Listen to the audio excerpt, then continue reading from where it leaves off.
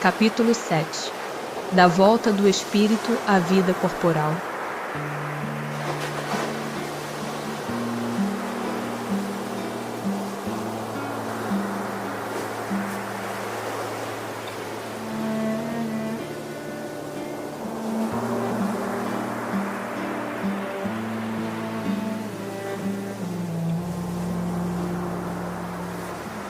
Prelúdio da volta.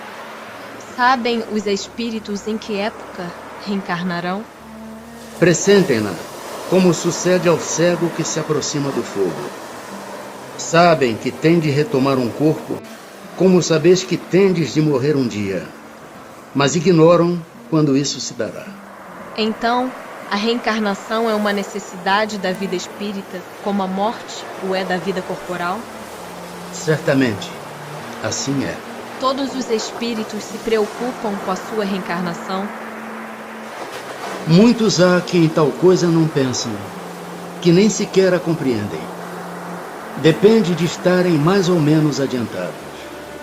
Para alguns, a incerteza em que se acham do futuro que os aguarda constitui punição. Pode o espírito apressar ou retardar o momento da sua reencarnação? Pode apressá-lo, atraindo-o por um desejo ardente. Pode igualmente distanciá-lo, recuando diante da prova, pois entre os espíritos também há covardes e indiferentes. Nenhum, porém, assim procede impunemente, visto que sofre por isso, como aquele que recusa o remédio capaz de curá-lo. Se considerasse bastante feliz, numa condição mediana entre os espíritos errantes, e por consequência não ambicionasse elevar-se, poderia um espírito prolongar indefinidamente esse estado? Indefinidamente não. Cedo ou tarde o espírito sente a necessidade de progredir. Todos têm que se elevar. Esse é o destino de todos. Há predestinação na união da alma com tal ou tal corpo? Ou só à última hora é feita a escolha do corpo que ela tomará? O espírito é sempre de antemão designado. Tendo escolhido a prova que queira submeter-se, pede para encarnar. Ora, Deus que tudo sabe e vê, já antecipadamente sabia e vira que tal espírito se uniria a tal corpo. Cabe ao espírito a escolha do corpo em que encarne, ou somente a do gênero de vida que lhe sirva de prova? Pode também escolher o corpo, porquanto as imperfeições que este apresente ainda serão para o espírito provas que lhe auxiliarão o progresso, se vencer os obstáculos que lhe oponha. Nem sempre, porém, lhe é permitida a escolha do seu invólucro corpóreo, mas simplesmente a faculdade de pedir que seja tal ou qual. Poderia o espírito recusar, à última hora, tomar o corpo por ele escolhido? Se recusasse, sofreria muito mais do que aquele que não tentasse prova alguma.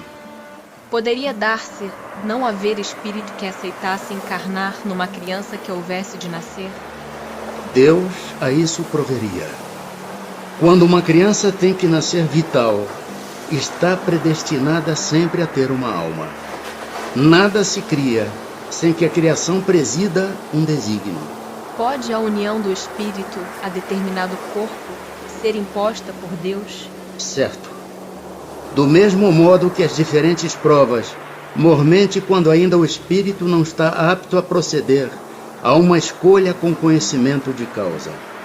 Por expiação, pode o espírito ser constrangido a se unir ao corpo de determinada criança que, pelo seu nascimento e pela posição que venha a ocupar no mundo, se lhe torne instrumento de castigo. Se acontecesse que muitos espíritos se apresentassem para tomar determinado corpo destinado a nascer, que é o que decidiria sobre a qual deles pertenceria o corpo? Muitos podem pedi-lo, mas em tal caso, Deus é quem julga qual o mais capaz de desempenhar a missão a que a criança se destina. Porém, como já eu disse, o espírito é designado antes que soe o instante em que haja de unir-se ao corpo. No momento de encarnar, o espírito sofre perturbação semelhante à que experimenta ao desencarnar? Muito maior e, sobretudo, mais longa. Pela morte, o espírito sai da escravidão. Pelo nascimento, entra para ela. É solene para o espírito o instante da sua encarnação? Pratica ele esse ato considerando-o grande e importante? Procede como o viajante que embarca para uma travessia perigosa e que não sabe se encontrará ou não a morte nas ondas que se decide a afrontar. Na incerteza em que se vê quanto às eventualidades do seu triunfo nas provas que vai suportar na vida, tem o espírito uma causa de ansiedade antes da sua encarnação? De ansiedade bem grande, pois que as provas da sua existência o retardarão ou farão avançar conforme as suporte. No momento de reencarnar, o espírito se acha acompanhado de outros espíritos, seus amigos, que vêm assistir a sua partida do mundo incorpóreo, como vem recebê-lo quando para lá volta? Depende da esfera a que pertença. Se já está nas esferas em que reina a afeição, os espíritos que lhe querem o acompanham até o último momento.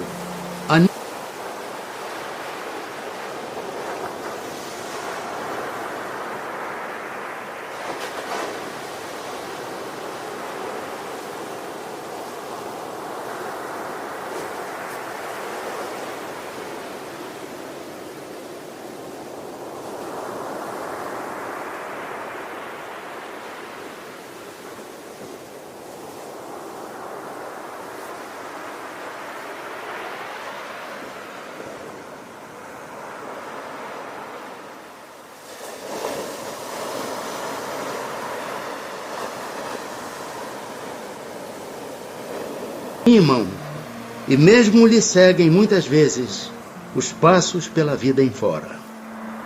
Os que vemos em sonho, que nos testemunham afeto e que se nos apresentam com desconhecidos semblantes, são alguma vez os espíritos amigos que nos seguem os passos na vida?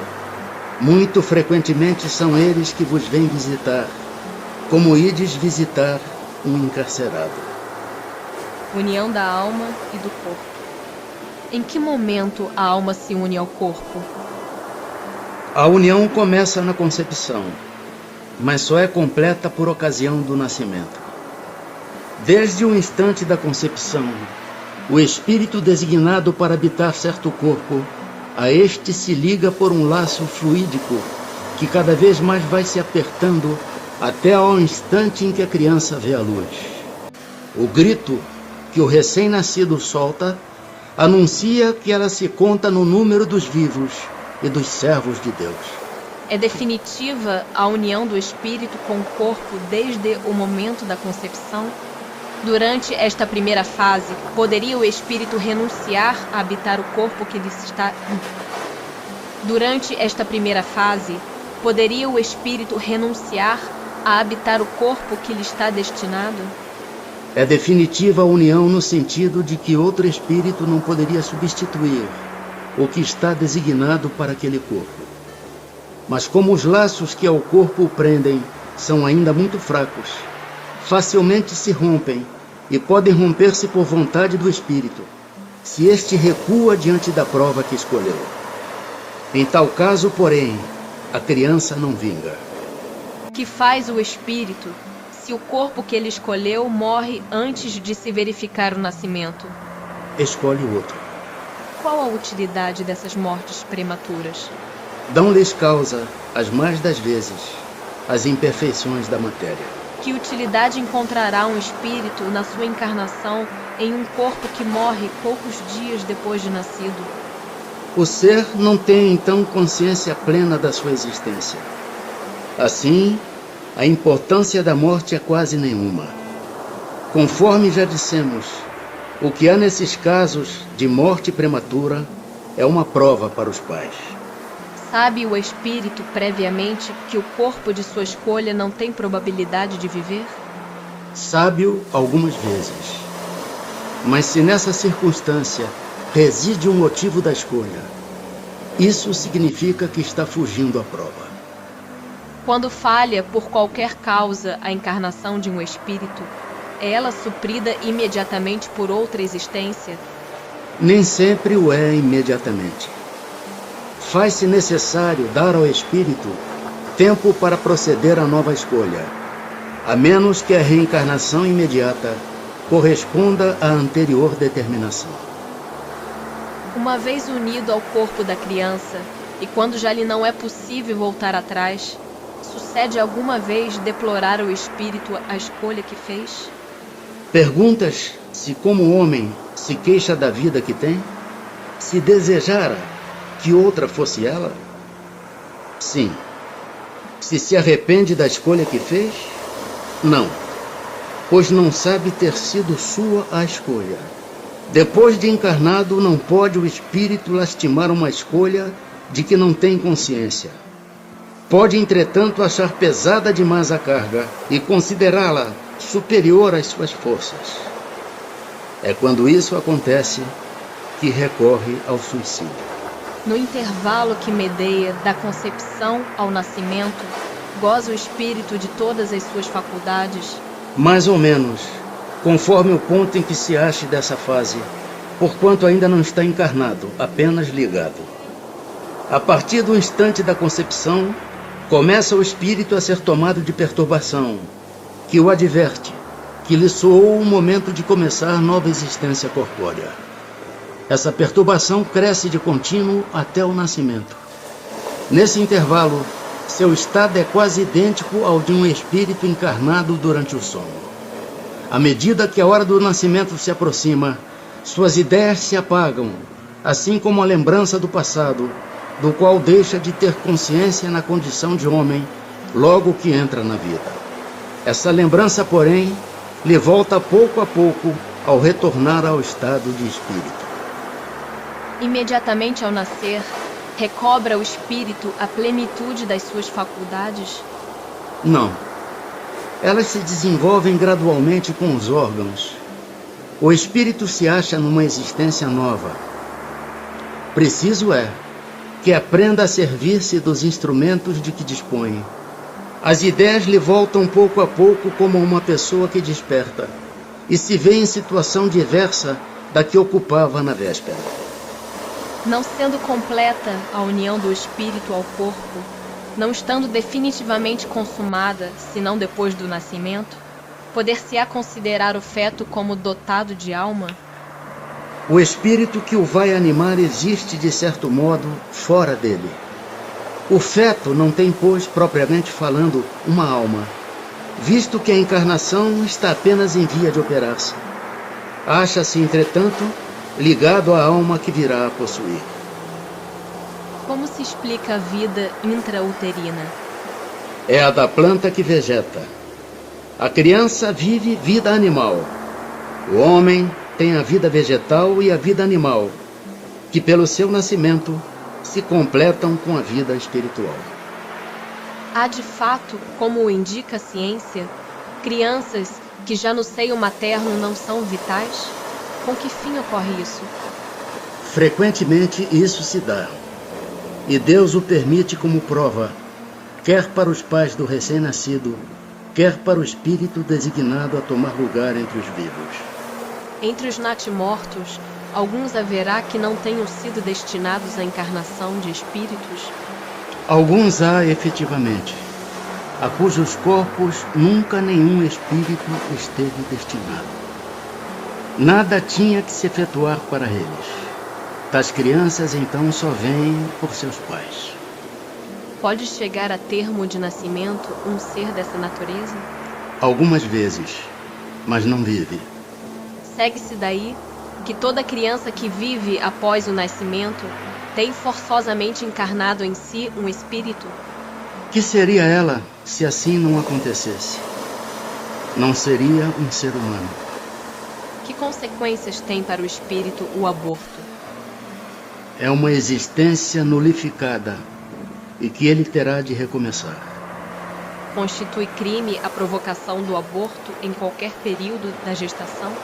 Há crime sempre que transgredis a lei de Deus. Uma mãe, ou quem quer que seja, cometerá crime sempre que tirar a vida a uma criança antes do seu nascimento. Por isso que impede uma alma de passar pelas provas a que serviria de instrumento o corpo que se estava formando. Dado o caso que o nascimento da criança pusesse em perigo a vida da mãe dela, haverá crime em sacrificar-se a primeira para salvar a segunda? Preferível é se sacrifique o ser que ainda não existe, a sacrificar-se o que já existe. Será racional ter-se para com um feto as mesmas atenções que se dispensam ao corpo de uma criança que viveu algum tempo? Vede em tudo isso a vontade e a obra de Deus. Não trateis, pois, desatenciosamente, coisas que deveis respeitar. Por que não respeitar as obras da criação, algumas vezes incompletas por vontade do Criador? Tudo ocorre segundo os seus desígnios, e ninguém é chamado para ser seu juiz. Faculdades morais e intelectuais do homem. Qual a origem das qualidades morais, boas ou mais, do homem? São as do espírito nele encarnado. Quanto mais puro é esse espírito, tanto mais propenso ao bem é o homem. Seguir-se-á daí que o homem de bem é a encarnação de um bom espírito e o homem vicioso a de um espírito mau? Sim, mas dize antes que o homem vicioso é a encarnação de um espírito imperfeito, pois do contrário poderias fazer crer na existência de espíritos sempre maus, a que chamais demônios. Qual o caráter dos indivíduos em que encarnam espíritos desajuizados e levianos? São indivíduos maliciosos e não raro criaturas malfazejas. Têm os espíritos paixões de que não partilhe a humanidade? Não, que de outro modo vô-las teriam comunicado. O mesmo espírito dá ao homem as qualidades morais e as da inteligência? Certamente. E isso em virtude do grau de adiantamento a que se haja elevado. O homem não tem em si dois espíritos. Por que é que alguns homens muito inteligentes, o que indica acharem-se encarnado neles espíritos superiores, são ao mesmo tempo profundamente viciosos? É que não são ainda bastante puros os espíritos encarnados nesses homens, que então, e por isso, cedem à influência de outros espíritos mais imperfeitos. O espírito progride em insensível marcha ascendente, mas o progresso não se efetua simultaneamente em todos os sentidos. Durante um período da sua existência, ele se adianta em ciência, em outro período, em moralidade. Que se deve pensar da opinião dos que pretendem que as diferentes faculdades intelectuais e morais do homem resultam da encarnação nele de outros tantos espíritos diferentes entre si, cada um com uma aptidão especial? Refletindo, reconhecereis que é absurda. O espírito tem que ter todas as aptidões. Para progredir, precisa de uma vontade única. Se o homem fosse um amálgama de espíritos, essa vontade não existiria e ele careceria de individualidade, pois que por sua morte, todos aqueles espíritos formariam um bando de pássaros escapados da gaiola. Queixa-se a miúde o homem de não compreender certas coisas, e no entanto curioso é ver-se como multiplica as dificuldades, quando tem ao seu alcance explicações muito simples e naturais. Ainda neste caso, tomam o efeito pela causa, fazem com relação à criatura humana o que com relação a Deus faziam os pagãos, que acreditava em tantos deuses quanto eram os fenômenos no universo, se bem que as pessoas sensatas, com eles coexistentes, apenas viam em tais fenômenos efeitos provindos de uma causa única: Deus. Influência do organismo. Unindo-se ao corpo, o espírito se identifica com a matéria? A matéria é apenas o envoltório do espírito, como o vestuário o é do corpo. Unindo-se a este, o espírito conserva os atributos da natureza espiritual. Após sua união com o corpo, exerce o espírito com liberdade plena suas faculdades? O exercício das faculdades depende dos órgãos que lhes servem de instrumento. A grosseria da matéria as enfraquece. Assim, o invólucro material é obstáculo à livre manifestação das faculdades do espírito, como um vidro opaco o é a livre radiação da luz? É, como vidro muito opaco. O livre exercício das faculdades da alma está subordinado ao desenvolvimento dos órgãos? Os órgãos são os instrumentos da manifestação das faculdades da alma, manifestação que se acha subordinada ao desenvolvimento e ao grau de perfeição dos órgãos, como a excelência de um trabalho está para a excelência da ferramenta própria à sua execução. Da influência dos órgãos, se pode inferir a existência de uma relação entre o desenvolvimento dos do cérebro e o das faculdades morais e intelectuais? Não confundais o efeito com a causa. O espírito dispõe sempre das faculdades que lhe são próprias. Ora, não são os órgãos que dão as faculdades, e sim estas que impulsionam o desenvolvimento dos órgãos. Dever-se-á deduzir daí que a diversidade das aptidões entre os homens deriva unicamente do estado do espírito? O termo unicamente não exprime com toda a exatidão o que ocorre. O princípio dessa diversidade reside nas qualidades do espírito, que pode ser mais ou menos adiantado. Cumpre, porém, se leva em conta a influência da matéria que, mais ou menos, lhe cerceia o exercício de suas faculdades. Idiotismo, loucura. Tem algum fundamento o pretender-se que a alma dos cretinos e dos idiotas é de natureza inferior? Nenhum. Eles trazem almas humanas, não raro mais inteligentes do que supondes, mas que sofrem da insuficiência dos meios de que dispõem para se comunicar, da mesma forma que o mudo sofre da impossibilidade de falar. Que objetivo visa a providência, criando seres desgraçados como os cretinos e os idiotas? Os que habitam corpos de idiotas são espíritos sujeitos a uma punição. Sofrem por efeito do constrangimento que experimentam e da impossibilidade em que estão de se manifestarem mediante órgãos não desenvolvidos ou desmantelados. Não há, pois, fundamento para dizer-se que os órgãos nada influem sobre as faculdades? Nunca dissemos que os órgãos não têm influência. Têm-na muito grande sobre a manifestação das faculdades.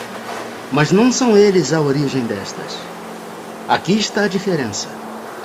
Um músico excelente, com um instrumento defeituoso, não dará a ouvir boa música, o que não fará que deixe de ser bom músico. Qual será o mérito da existência de seres que, como os cretinos e os idiotas, não podendo fazer o bem nem o mal, se acham incapacitados de progredir? É uma expiação decorrente do abuso que fizeram de certas faculdades. É um estacionamento temporário. Pode assim o corpo de um idiota conter um espírito que tem animado um homem de gênio em precedente existência? Certo. O gênio se torna por vezes um flagelo quando dele abusa o homem. Na condição de espírito livre, tem o idiota consciência do seu estado mental? Frequentemente tem. Compreende que as cadeias que lhe impedem ao voo são prova e expiação. Qual, na loucura, a situação do espírito? O espírito, quando em liberdade, recebe diretamente suas impressões e diretamente exerce sua ação sobre a matéria. Encarnado, porém, ele se encontra em condições muito diversas e na contingência de só o fazer com o auxílio de órgãos especiais. Altere-se uma parte ou o conjunto de tais órgãos, e eis que se lhe interrompem, no que destes dependam a ação ou as impressões. Se perde os olhos, fica cego. Se perde o ouvido, torna-se surdo, e etc. Imagina agora que seja o órgão que preside às manifestações da inteligência, o atacado ou modificado, parcial ou inteiramente, e fácil te será compreender que só tendo o espírito a seu serviço, órgãos incompletos ou alterados, uma perturbação resultará de que ele por si mesmo e no seu foro íntimo tem perfeita consciência, mas cujo curso não lhe está nas mãos deter. Então, o desorganizado é sempre o corpo e não o espírito? Exatamente. Mas convém não perder de vista que assim como o espírito atua sobre a matéria, também esta reage sobre ele, dentro de certos limites, e que pode acontecer impressionar seu espírito temporariamente com a alteração dos órgãos pelos quais se manifesta e recebe as impressões. Pode mesmo suceder que com a continuação, durando longo tempo a loucura, a repetição dos mesmos atos acabe por exercer sobre o espírito uma influência de que ele não se libertará, senão depois de se haver libertado de toda a impressão material. Por que razão a loucura leva o homem algumas vezes ao suicídio? O espírito sofre pelo constrangimento em que se acha e pela impossibilidade em que se vê de manifestar-se livremente, donde o procurar na morte um meio de quebrar seus grilhões. Depois da morte, o espírito do alienado se ressente do desarranjo de suas faculdades? Pode ressentir-se durante algum tempo após a morte, até que se desligue completamente da matéria, como o homem que desperta se ressente por algum tempo da perturbação em que o lançara o sono. De que modo a alteração do cérebro reage sobre o espírito depois da morte? Como uma recordação.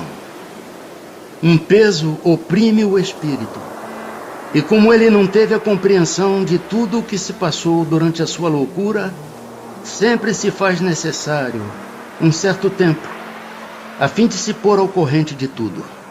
Por isso é que quanto mais durar a loucura no curso da vida terrena, tanto mais lhe durará a incerteza, o constrangimento depois da morte. Liberto do corpo, o espírito se ressente por certo tempo da impressão dos laços que aquele o prendiam. A infância. É tão desenvolvido quanto de um adulto o espírito que anima o corpo de uma criança? Pode até ser mais, se mais progredido. Apenas a imperfeição dos órgãos infantis o impede de se manifestar. Ele obra de conformidade com o instrumento de que dispõe. Abstraindo do obstáculo que a imperfeição dos órgãos opõe à sua livre manifestação, o espírito, numa criancinha, pensa como criança ou como adulto? Desde que se trate de uma criança, é claro que não estando ainda nela desenvolvidos, não podem os órgãos da inteligência dar toda a intuição própria de um adulto ao espírito que a anima.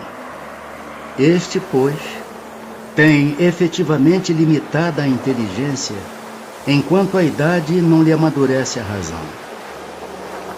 A perturbação que o ato da encarnação produz no espírito não cessa de súbito por ocasião do nascimento. Só gradualmente se dissipa com o desenvolvimento dos órgãos. Por morte da criança, readquire o espírito imediatamente o seu precedente vigor? Assim tem que ser, pois que se vê desembaraçado do seu invólucro corporal. Entretanto, não readquire a anterior lucidez, senão quando se tenha completamente separado daquele envoltório, isto é, quando mais nenhum laço exista entre ele e o corpo. Durante a infância, sofre o espírito encarnado em consequência do constrangimento que a imperfeição dos órgãos lhe impõe? Não. Esse estado corresponde a uma necessidade. Está na ordem da natureza e de acordo com as vistas da providência. É um período de repouso do espírito. Qual, para este, a utilidade de passar pelo estado de infância? Encarnando com o objetivo de se aperfeiçoar, o espírito, durante esse período, é mais acessível às impressões que recebe, capazes de lhe auxiliarem no adiantamento, para o que devem contribuir os incumbidos de educá-lo. Porque é o choro a primeira manifestação da criança ao nascer? Para estimular o interesse da genitora e provocar os cuidados que são necessários.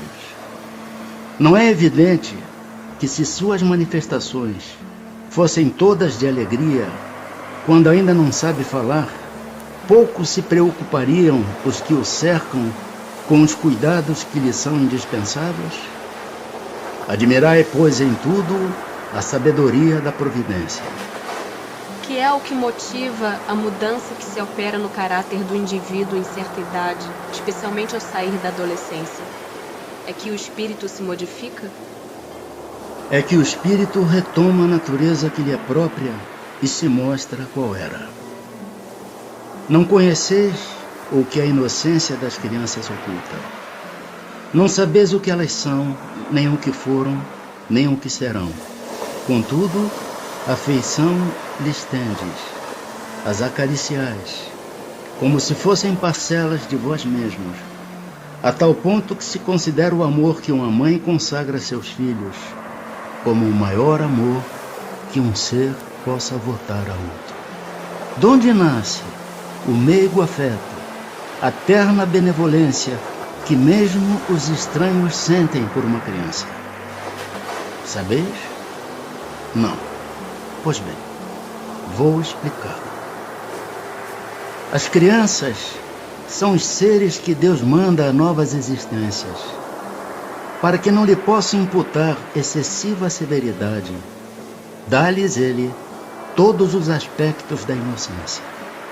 Ainda quando se trata de uma criança de maus pendores, cobrem-se-lhe as más ações com a capa da inconsciência. Essa inocência não constitui superioridade real com relação ao que eram antes. Não. É a imagem do que deveriam ser. E se não o são, o consequente castigo exclusivamente sobre elas recai.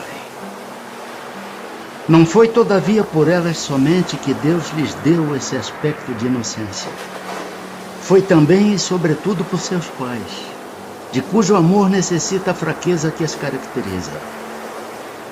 Ora, esse amor se enfraqueceria grandemente à vista de um caráter áspero e intratável, ao passo que, julgando seus filhos bons e dóceis, os pais lhes dedicam toda a afeição e os cercam dos mais minuciosos cuidados. Desde que, porém, os filhos não mais precisam da proteção e assistência que lhes foram dispensadas durante 15 ou 20 anos, surge-lhes o caráter real e individual em toda a nudez. Conservam-se bons, se eram fundamentalmente bons, mas sempre pontuados de matizes que a primeira infância manteve ocultos. Como vedes, os processos de Deus são sempre os melhores, e quando se tem um coração puro, facilmente se lhes apreende a explicação. Com efeito, ponderai que nos vossos lares possivelmente nascem crianças cujos espíritos vêm de mundo onde contraíram hábitos diferentes dos vossos. E dizei-me como poderiam estar no vosso meio esses seres, trazendo paixões diversas das que nutris, inclinações, gostos, inteiramente opostos aos vossos. Como poderiam enfileirar-se entre vós, senão como Deus o determinou? isto é, passando pelo período da infância. Nesta se vem confundir todas as ideias, todos os caracteres, todas as variedades de seres gerados pela infinidade dos mundos em que medram as criaturas. E vós mesmos, ao morrerdes, vos achareis num estado que é uma espécie de infância entre novos irmãos. Ao volverdes a existência extraterrena, ignorareis os hábitos, os costumes, as relações que se observam nesse mundo, para vós, novo. Manejareis com dificuldade uma linguagem que não estais acostumado a falar, linguagem mais vivaz do que o é agora o vosso pensamento. A infância ainda tem outra utilidade. Os espíritos só entram na vida corporal para se aperfeiçoarem, para se melhorarem. A delicadeza da idade infantil os torna brandos, acessíveis aos conselhos da experiência e dos que devam fazê-los progredir. Nessa fase é que se lhes pode reformar os caracteres e reprimir os maus pendores. Tal o dever que Deus impõe aos pais, missão sagrada de que terão de dar contas. Assim, portanto, a infância é não só útil, necessária, indispensável, mas também consequência natural das leis que Deus estabeleceu e que regem o universo. Simpatia e antipatia terrenas. Podem dois seres que se conheceram e estimaram encontrar-se noutra existência corporal e reconhecer-se? Reconhecer-se não. Podem, porém, sentir-se atraídos um para o outro. E frequentemente diversa não é a causa de íntimas ligações fundadas em sincera afeição. Um do outro, dois seres se aproximam devido a circunstâncias aparentemente fortuitas, mas que na realidade resultam da atração de dois espíritos que se buscam reciprocamente por entre a multidão. Não lhe seria mais agradável reconhecerem-se? Nem sempre. A recordação das passadas existências teria inconvenientes maiores do que imaginais. Depois de mortos, reconhecer-ão e saberão que tempo passaram juntos. A simpatia tem sempre por princípio um anterior conhecimento? Não. Dois espíritos que se ligam bem, naturalmente se procuram um ao outro, sem que se tenham conhecido como homens. Os encontros que costumam dar-se de algumas pessoas e que comumente se atribuem ao acaso, não serão efeito de uma certa relação de simpatia? Entre os seres pensantes, a ligação que ainda não conheceis. O magnetismo é o piloto desta ciência, que mais tarde compreendereis melhor. E a repulsão instintiva que se experimenta por algumas pessoas, de onde se origina? São espíritos antipáticos que se adivinham e reconhecem, sem se falarem. A antipatia instintiva é sempre sinal de natureza má? De não simpatizarem um com o outro, não se segue que dois espíritos sejam necessariamente maus. A antipatia entre eles pode derivar de diversidade no modo de pensar. À proporção, porém, que se forem elevando, essa divergência irá desaparecendo e a antipatia deixará de existir. A antipatia entre duas pessoas nasce primeiro na que tem pior espírito ou na que o tem melhor? Numa e noutra indiferentemente, mas distintas são as causas e os efeitos nas duas. Um espírito mau antipatiza com quem quer que o possa julgar e desmascarar. Ao ver pela primeira vez uma pessoa, logo sabe que vai ser censurado. Seu afastamento dessa pessoa se transforma em ódio, em inveja, e lhe inspira o desejo de praticar o mal. O bom espírito sente repulsão pelo mal, por saber que este o não compreenderá, e porque diferentes dos dele são os seus sentimentos. Entretanto, consciente da sua superioridade, não alimenta ódio nem inveja contra o outro. Limita-se a evitá-lo e a lastimá-lo. Esquecimento do passado. Por que perde o espírito encarnado a lembrança do seu passado? Não pode o homem nem deve saber tudo. Deus assim o quer em sua sabedoria. Sem o véu que lhe oculta certas coisas, ficaria ofuscado, como quem sem transição saísse do escuro para o claro. Esquecido do seu passado, ele é mais senhor de si. Como pode o homem ser responsável por atos e resgatar faltas de que não se lembra? Como pode aproveitar da experiência de vidas de que se esqueceu? Concebe-se que as tribulações da existência lhe servissem de lição se recordasse do que as tenha podido ocasionar.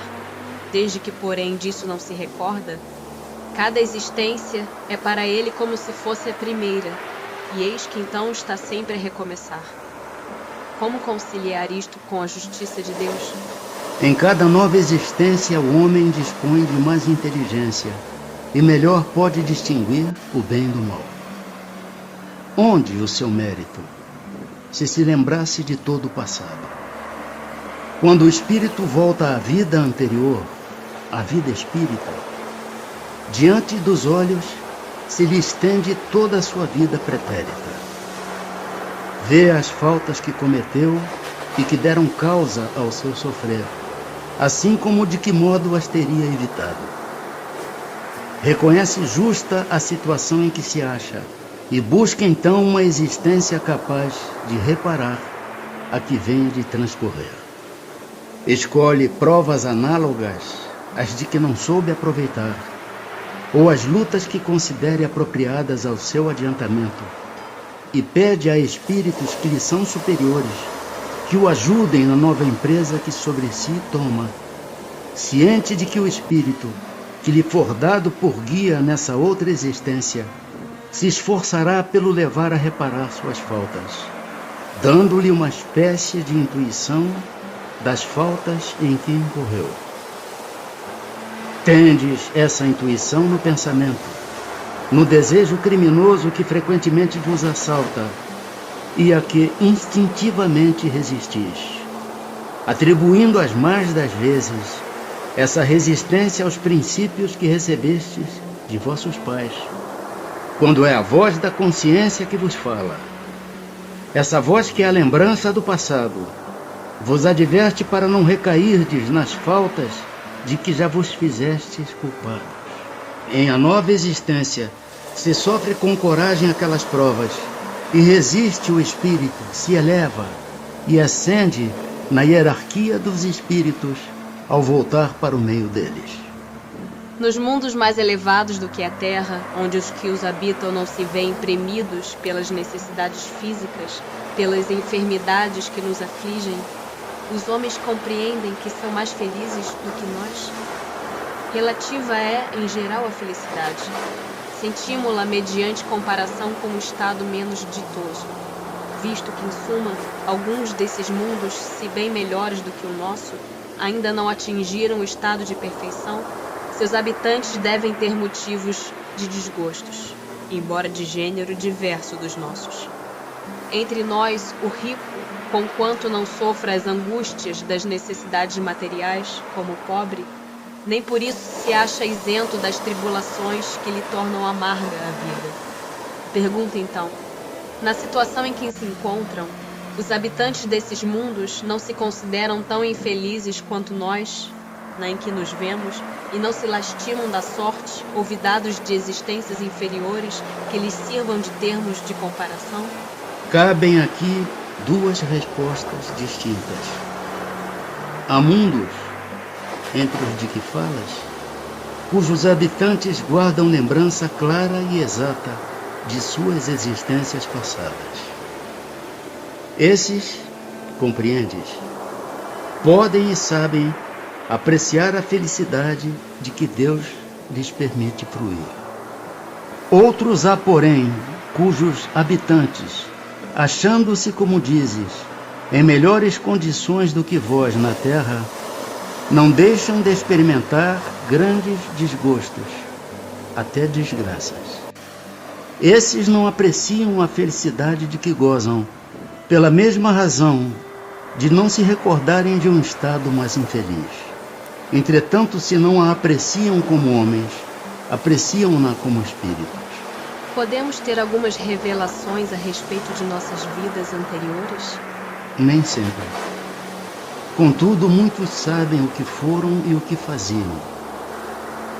Se lhes permitisse dizê-lo abertamente, extraordinárias revelações fariam sobre o passado.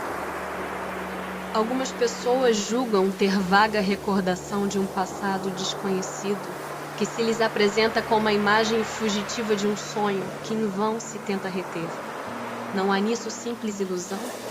Algumas vezes é uma impressão real, mas também frequentemente não passa de mera ilusão, contra a qual precisa o homem pôr-se em guarda, porquanto pode ser efeito de superexcitada imaginação. Nas existências corpóreas de natureza mais elevada do que a nossa, é mais clara a lembrança das anteriores? Sim, à medida que o corpo se torna menos material, com mais exatidão o homem se lembra do seu passado. Esta lembrança, os que habitam os mundos de ordem superior, a têm mais nítida. Sendo os pendores instintivos uma reminiscência do seu passado, dar-se-á que, pelo estudo desses pendores, seja possível ao homem conhecer as faltas que cometeu? Até certo ponto, assim é. Preciso se torna, porém, levar em conta a melhora que se possa ter operado no espírito e as resoluções que ele haja tomado na erraticidade. Pode suceder que a existência atual seja muito melhor que a precedente. Poderá também ser pior? Isto é, poderá o espírito cometer numa existência faltas que não praticou em a precedente? Depende do seu adiantamento. Se não souber triunfar das provas, possivelmente será arrastado a novas faltas, consequentes então da posição que escolheu. Mas em geral, estas faltas denotam mais um estacionamento que um retrocesso, porquanto o espírito é suscetível de adiantar-se ou de parar, nunca, porém, de retroceder. Sendo as vicissitudes da vida corporal expiação das faltas do passado e, ao mesmo tempo, provas com vistas ao futuro, seguir-se-á que da natureza de tais vicissitudes se possa deduzir de que gênero foi a existência anterior? Muito frequentemente é isso possível, pois que cada um é punido naquilo por onde pecou. Entretanto, não há que tirar daí uma regra absoluta.